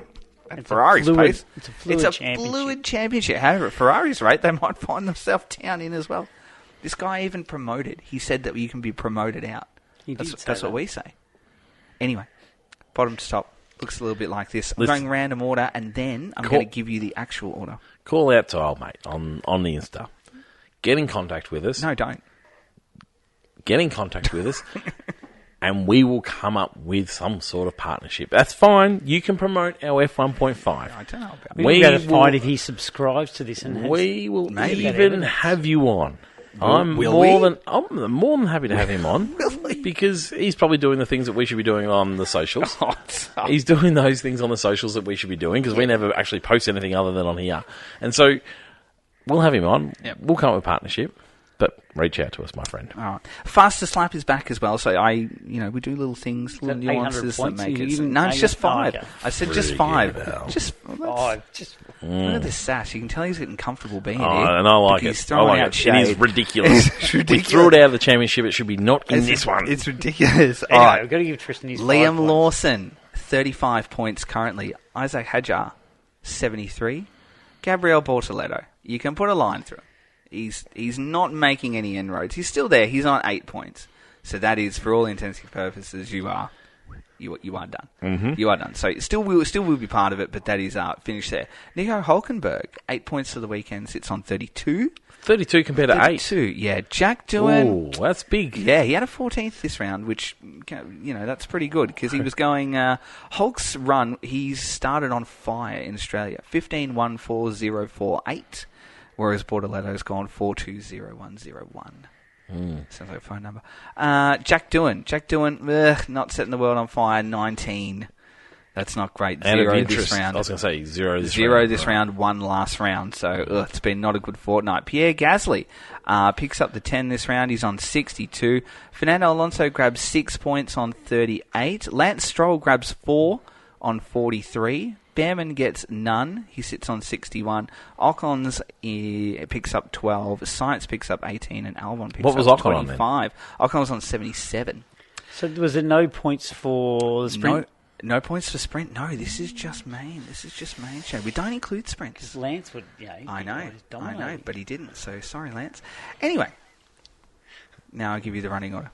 In 12th place. Oh, you're going to do that? That's what I'm going to do. I told you I'm going to do that. Oh, I didn't realise you were going to give you that in a second. I would have tuned out for a bit. All right, so 12th place is Bortoletto in dead last. 11th is Doohan. Hulkenberg sits in 10th place. Mm-hmm. Lawson 9th. Alonso sits in 8th. Stroll 7th. Behrman is in 6th. Gasly is 5th. 4th is Sainz. And then your top 3 is Isaac Hadjar, followed by Esteban Ocon and Alex Albon, who is absolutely romping away with it. Does Alex get promoted? I don't know, but he is romping. He's at 121. It's not great for the excitement of the It's championship, not there is for the excitement of the championship, but maybe we could promote him in. Maybe. What threshold would we need to get to points to promote him in? Well, I don't know. It might depend on where Ferrari and Williams are at. If I think there's only 11 points between Ferrari and Williams at the moment. So if we go 2 more rounds in, right, and he hits a 100-point lead, do we promote him in? Because special letters next week. Because you're 7 rounds in and you're 100 points it needs to be all up. about the car. Yep. I think if they're still within close distance of Ferrari and after the triple header, I think maybe the Williams boys get removed. See, these are his points. It's 25, 18, 18, 12, 18, 25. No, he's taking the piss. Like, it is an absolute... He's taking the piss. He's running away with it. Science, on the other hand, 1, 10, 8, 0, 25, 8. They've both got a fastest lap each, so that negates that as well. Okay. He is double what Science has scored. So, look, I'd be comfortable leaving Science in there at the moment, because he's only in 4th place, 67. Yep. Because if you're going to promote both, you might as well promote Ocon, let's be honest. So, I don't know. I feel like if we get 2 more rounds in, and he's ahead by 100, we'll promote him back into F1. Good Lord. Yep. In a Williams. In a Williams. You wouldn't read about it. Well, you wouldn't have talked about it. I know, Ben, you would read about it because it's right here in front of me. Anyway. So there's actually And we talk about it a lot. There's motive behind this for Tristan because he doesn't like Williams. He doesn't want them winning. No. He's promoting them so they don't win something. I don't dislike Williams. I've just been very honest. You've been critical about their constant unfair. failures. You've been unfair. And now you're not going to let them win 1.5. Oh, boy. Fantasy. Let's talk fantasy, Tristan. Fantasy. Thanks to Chris at Dr. Auto Art. Our top 3 prize, our top 3 finishes, will take home some of his fantastic street artwork, driver, chassis, whatever of your choice. And thank you to Chris. Get around his Facebook, Instagram, his email, his Redbubble. I always like to promote special events for Chris. What is a special event coming up? We've just had Easter. Mother's Day here. Mother's Day. If you have a mum that loves F1 and you are in My mum loves F1. If you are in the market for Formula One, then please get on to Chris because he will fix you up with some fantastic artwork. They have different Mother's Day overseas. Yes, I did. Yeah, they're not all the same. They're not all the same. I think it should be a world event. I think a Mother's global Yes. sort of thing. Yep. All right. Points for Miami look a little bit like this. Tell me which piece would you get for your mum? My mum doesn't like Formula One. Doesn't she? No, she doesn't. Oh, really? My dad does. Yeah, no, well, it's Mother's Day. Yeah. What I would save it for Father's Day. Formula One piece for your mum? That's a hard one. Probably something Oscar at the moment. Yeah, I was going to say my mum is quite enjoying Oscar at the moment. And Mum talks about knowing Oscar's grandmother or who she is or something like that. Being a Shepparton person. So. Mums always find the connections, don't they? They do. Yeah. Yep. I feel like I just get something. I mean, Mum likes blue. Like she barracks for North. She always tells me that the nicest. So jersey. Williams. So probably Williams or who else has blue? I think she would like Alex Albon. She might like an Alex. Oh God, that's an insult to injury, isn't it? He wins F1.5. I'm going to get Mum. Yep. And Alex Albon. Yep. She's the favourite boy in her life. Anyway. What would be funny is if she didn't like it and she gave it back to Tristan. Oh God, no. You have a Williams thing. I don't hate Williams. I'm just saying they haven't been very good for a very long time. They are now. Like 20 years. Yes, Anyway, jump on board. Jolyon Dyer, all guns blazing for this round, 390, but joined in the chorus of what people. What did he use? Can you see what he used? Yeah, joins in this chorus of people that jumped on the Limitless, which is your no cap, whoever you want, whatever, go nuts. So a lot of people jumped on that this round. Whether you want Max, both Mercedes and both McLarens, that was generally the way people went. I meant to and I forgot to. Yep. So 390 for Jolyon, Dean Holt, Chloe Anderson, all scoring 390. Declan Carr in fourth place on 374. Kai Norton, 374. Aaron Norton, I wonder if they're... Father-son. Father-son, okay. Yep. 344. Jason Carter, 343. David Rojas in 8th on 324. Stuart Massey on 299 in 9th. And Simon Lang rounds out the top 10 on 289 points. Now, our scores for the round, I finished in 38th. Because as I said, every DNF came my way. Plus, I said last week, I made that critical move of I needed to get Mercedes in. So I lost 10. Because I had an extra transfer. Because you did the extra transfers. An extra transfer. I had minus 14 for Lawson. Good Lord. Minus 14 for Doohan. Minus 11 for Bortoletto. And none for Hadjar. Oh. Couldn't have gone more wrong. Yuck. The only thing that could have gone worse is if Hadjar DNF'd and then Oscar DNF'd. So that didn't really do well. However, Oscar looked after me with 116 in the double. I got 51 for Mercedes and I got 118 for McLaren. So it wasn't all doom and gloom with 3 DNFs. So I feel like if you're going to DNF, it's probably the best way to DNF there. So that's where I finished. Where did you finish this round, Shane, for your fantasy? 40th. 40th? That's not too bad. No, it's terrible. Shocking. I didn't run out of time. I wanted to get rid of Alonso because he has just done nothing. Yep. And I didn't get to, and of course he didn't do anything again. And you, my friend, finished up in 13th place on 279 points. Yeah. Which quite is good, what isn't you finished up. Yeah, you had particularly Hulk. considering I forgot to use any of my things. That's right. You had Hulk for 9, Hadjar for 9, 19 from Albon, minus 14 for Jack. You had 118 from McLaren, and the Williams scored you 31 points as well. So that's what we're looking like for Miami. In the overall scheme of things, the season leaderboard, yeah, it's pretty close. I'm nervous. It's Jolyon Dyer leading all comers on 1,469. Dean Holt 1,452. Andy Tails in third, 1,383. Roman Merrick on 1,349. Champion. Nicola Taylor, 5th place, 1,330. Declan Carr on 1,327. Richard Davies 1,322. David Parson in 8th, Aaron Norton in 9th, and Rex Ashley in 1,272 in the top 10. I am sitting a nervous 22nd place on 1,170 points, and you are in 23rd. Yes, I am. 1,159. You've jumped around, haven't you? This team of yours jumped around this season. But I feel like I've settled now. But then you've just been steadily chipping away, and it's really done me no favours other than 11 points. So it's going to be the big fan watchers to... I don't feel like I'm going to break top 10 this year, but... Where's Shane? Where is Shane? I'm in Fantasy 1.5. I only Formula had 1 F1. Fantasy 1.5. Oh, how good. You're in 40th. With Watsy. You're in with Watsy. 40th, Shane. You haven't crashed. And Sam, actually. Sam's down there somewhere. Yes, Sam sucks.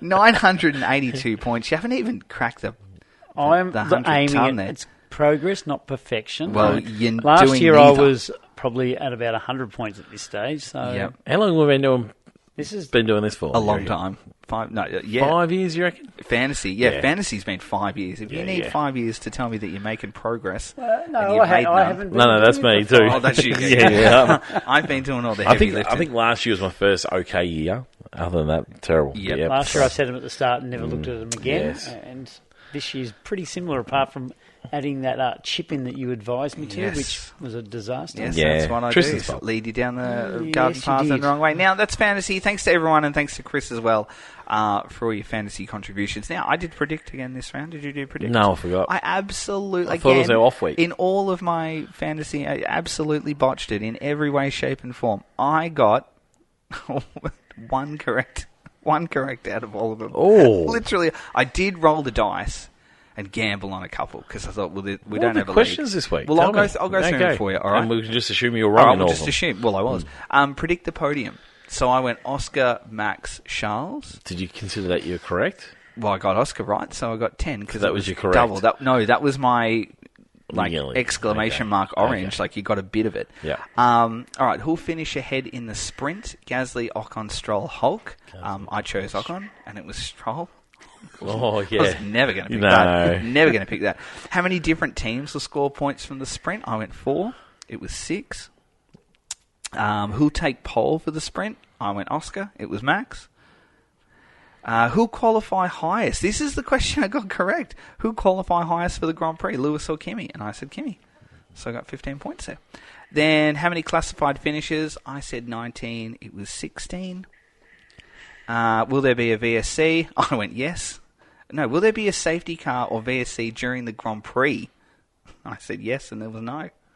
What? So Yeah, there's a VSC. it says, will there be a safety car or VSC during the Grand Prix? Yeah, there was. And I picked... No, sorry, I picked no. Sorry, Oh. sorry, I read that the wrong way. No and yes. All Sorry. right. I was going to say there's a few of them, wasn't there? Yeah. Who will set the fastest lap on Sunday? I said Oscar, and it was Lando.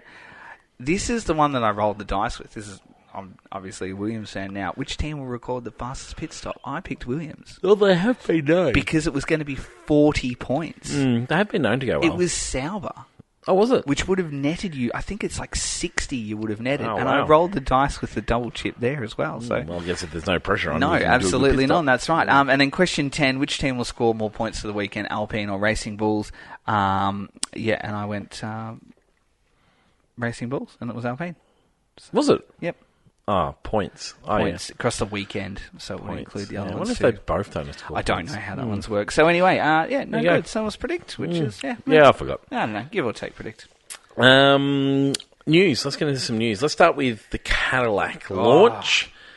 Oh, we were expecting a little bit of something. They didn't really give anything in the end, did I they? was expecting from what I read, I was expecting a full come and arrive. Here we are. We're ready to go. Stop the broadcast. Here's a few. Cadillac. Here's a few things. Here's the livery. No, Here I it wasn't is. expecting a livery. Well, neither was I. But then I read that there was. Yeah, I wasn't expecting was a livery. gonna I was arrive. expecting to see some logos Yep. and things like that. I'm not even sure they gave that in the No, end. They did they? gave one logo. Yeah, but nothing. Nah, a little TV sort of screen thing happening. They said that Perez landed in Miami, and I was like, oh, here we go. Joe's there anyway because he's Ferrari's reserve driver, and then nothing. So, But the Perez talks are well and truly along. I don't know if I've ever heard anyone say that Joe's definitely going to be in. I think there's just a lot of speculation because I he think is so the Ferrari too. Yeah, reserve driver. If you're Ferrari, do you send your reserve driver there? Send Lewis there. I mean, Well, yeah. But like, for me, I was sort of thinking about it because there's a lot of speculation that because they're getting a Ferrari engine, Ferrari's going to want to push one of their drivers. Do they want to push Joe? They know what Joe's about. He's doing all the work for them. I'm not sure they want to be moving that out. I don't think they'll move him out. I think Cadillac might just say, come and do it, and he might just leave of his own accord, to be quite honest. That could be part of it, but I don't think it's the Ferrari connection, unless understanding a Ferrari engine, maybe. There is I an think element it of that. probably comes down to he's the most recent available. Who would you put in there? Um, Who would you put in there? Would you put in Perez? Yeah, I think it makes sense. I don't think it's a poor choice. Perez, yeah. It sort of feels like it's Perez or Bottas, doesn't it? You could go both, couldn't you? And Well, but yeah. you could if you. Out of those two, which one would you choose? Oh, I would probably take Valtteri, to be honest. Which one would you choose? I'd go Bottas. Would you? Yeah. Would you really? I'd go Perez. I would go Perez. I think Valtteri brings your marketing and your off track stuff. Perez brings the money with these. Perez brings the money, but he doesn't bring the fan base. There's a Mexican connection. Yeah, I feel like Valtteri is more marketable. Oh, I disagree. I think in that market, the Mexican connection is really important. It'd probably be stronger, but yeah, globally, there was a huge downturn in that market when Perez was sacked. Who would you put as your second driver? Who would you put in the second seat? I mean, like in an ideal world, you'd have Valtteri and you'd have Perez. Would you? Would you go too experienced? I would. I think with I think it makes sense for them. With all what they're running in the hypercar at the moment. That's always been my... And their IndyCar as well. They've got some really successful programs going at the moment. Audi's different because they don't have the successful programs going like Cadillac do at the moment. Oh. Cadillac's got that Cadillac's got the engines in the IndyCar. I think Audi are expecting more sooner than Cadillac. Yeah, I think Audi have got the history over Cadillac, but Cadillac currently... the World Enduros, they got their team, they're the Team Joe Sport team as well. They've got a lot of programs that are going well. So I think if Audi aren't successful very quickly in Formula One, there's going to be lots of questions. It's the biggest car brand in the world by margin. Yeah, they have to be successful in this. Yeah, like their ability to ignore a Formula One season to prepare for one means that they have to get this right. I'm sure they won't get it completely right, but we want to see competitive. I don't think they will stay... I can't imagine Audi rolling up on the grid this year and just being a repainted Sauber. Who would you put in the second seat, Shane? Look, if you're just going to go for pace and for someone you want to give a crack, it's got to be Felipe Drugovich. Yeah. Or if you're going to go for your marketing side, then you'd put one of the American, like a Colton Herta or a Pato O'Ward, that have got American fan base. Yep. I think I go... Oh, I think I go Drugovich. Yeah, Drugovich. I could see the benefit of going a Schumacher or somebody like that. I got a feeling Jack Doohan might be available, and I'd be all for that because Doohan has shown a little bit, kind of a little bit of experience, but yeah. So I'd go Perez and a Drugovich. I love the idea of a Herta or someone like that, but I think you've got to develop that driver for that purpose. And so if I was them, I'd be putting everything into going and getting the best American talent and getting him over into F2 and making sure you're backing him and all sorts of things like that, or her. That would be would be the other option, which I've always been up and about. Other news. So Miami has been extended through to 2041. 3,462. Has anyone ever thought about what's happening in 2041 before? And we talk about global warming, and they got goals for global warming in 2041. Is in to be there? What on earth are either parties thinking for Miami? I think they're thinking, how much Miami, margin can I line my pockets with? But for Miami, who on earth knows where Miami's at in 41? Do they really want Formula One in their town in 41? For Formula One, who knows where this sport is going to be in 15 years' time? How short-sighted could you possibly be? I loved the race on the weekend. Thought it was brilliant. It still looks a little temporary to me when they set it up, but there's some really cool aspects of it, and I thought they nailed all sorts of things. But for the sake of longevity, you are not locking that joint in for 15 more years, surely. Is that just the worst decision that Formula One's made in a long time? Absolutely. If I have to endure Spa on a rotational basis and then go to the Miami car park for the next 16 years of my life... It's an autodrome now. They got to sign up. It's more wrong than Ferrari's livery attempts.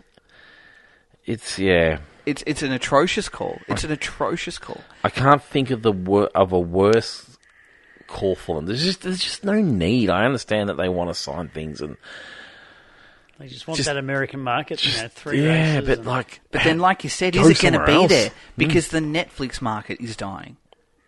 Yeah. It's dropping off. We've got a little group of fans now. They're there. We accept them for who they are. But now you're not going to... Is there for me, I hope they change the venue a little bit. Because the venue is okay. Well, it was supposed to run through the Hard Rock Cafe, wasn't it? Or something like that? Yeah, it was supposed to run through the stadium at one point. The venue's okay. But it's not going to be okay in 15 years' time. It's going to be this again in 15 years' time. So, for me, I hope that they get that race into the boulevard where they were hoping to have it along the coast at some point in time in that time frame. Because it's not going to be that exciting coming up. When you think about, like, Sam put in a bunch of work and got me all the dates. So Sam reckons Imola is 25 is their last race at the moment. Ridiculous. Vegas is through to 35, which is a long time still. That's a long time still. I mean, it's currently sitting at 25, but they're expecting to announce a 10-year deal. Two really so-so races. I mean, they've got their elements, but they're so-so races. Azerbaijan, 26, is the last race, I believe, for Azerbaijan.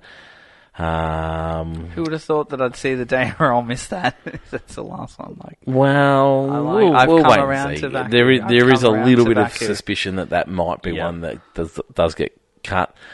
Texas is 26, no news of an extension. I tell you what, I would be disappointed to not see that one on the grid because that is a great race. Circuit of the Americas, fantastic. Barcelona's going to share a year where they both... Them and the new track in Spain both do one in Madrid, and Barcelona are going to do one next year, but that'll be their last one. Zandvoort has been announced that's going next year. I know. Singapore's only got till 28, Mexico's got till 28, Suzuka's got till 29, and we go on. So the other ones have sort of extended, but no one is anywhere near in that region other than Australia.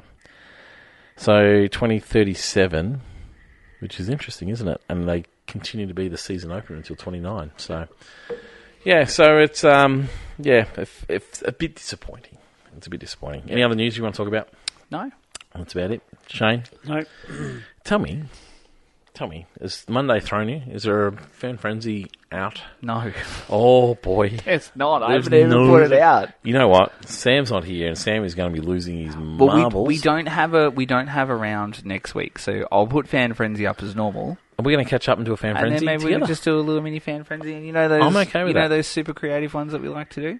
Oh, yeah. No, not since the first couple of years that we started doing Formula 1, but but we'll do one. We'll do one of those. We're going to do an episode on an off week. Yeah. And then you wanted to have Shane and Sam go head-to-head in some sort of real sicko battle royale. Oh, we should have some sort of battle. Yeah. Oh, I think Sam would win that. He's got more technical. Maybe. Oh, this is good. Because I would like to see a segment from the boys. Oh, bring your segment. I would like to see. I would like Tristan, to see. This is good. I would like to see them both bring a segment This along is and good. trial it, and we can bring at it. So we'll do it. Excellent. We'll do a fan frenzy. We'll do Next something week. that we want to do next week, and then I want both the boys to come along, and I want to do a And segment. we're having a segment off. Segment off. Nothing will beat how they're sleeping. Oh, get stopped. Nothing will beat that. However, We'll have a segment this off. is very good. I might be news. sleeping for a while then. You might be sleeping for a while. I can't remember the last time you've had such a good idea. Good. You can't remember the last time you've had such a good idea. That's fine. I have a lot of good ideas, so this this is is- probably one that's grabbed you more than anything. So we could do that. The Like we could just do excitement. like a little Okay, fan frenzy and segment off. segment off. Keep Be it like a little party episode. outstanding. What else could we do? All right. I bring PlayStation. You can bring your own drinks this time, and then we can have whatever you like. It doesn't have to be from the country. bring a drink from like your favourite, I don't know, historic circuit or something like that. Oh, I don't know. what? Yeah, bring a drink from a drink. circuit no longer being used. Yes. This is good. The party app. This is Like big. a German this is- Hockenheim. Yeah, we'll be The drinking old track. Steins. Oh, goodness me. That'll Can You you don't count like Mon- beer can in you count small bottles, let Monza? alone a litre. Can you count Monza, with the old oval? Yes. Oh, I like this. All right, there you go. Look at that. How exciting. Yeah, I hope you're available That's next good. week, Shane. Yeah, we have to Yeah, be. Because you've just announced it. Yep. Look at him. He's sitting there. He's thinking, ooh, what segment am I This gonna is bring? Thank Good. God this is not a video podcast. 'Cause Oh, of we the should look on make my it. face. It's one of the things that we're supposed to be doing, isn't it? It is. All All right, I'm right. excited. So segment off it is. Yep. Well, Good. Fan Friends will be up tonight. It'll be up tonight. I'll throw something up Wednesday too if you have a suggestion for Sam and good. Shane as to what you would like to see as a segment. Yes. Should they come in like a deer in the headlights with Yes. absolutely nothing? And then they can pick from a segment too. Yeah. Might throw a few ideas. That's true. That's true. It'll I be like an it a hour lot. of casual bully. Oh, how wonderful. Good. I look forward to it. Until then, goodbye now.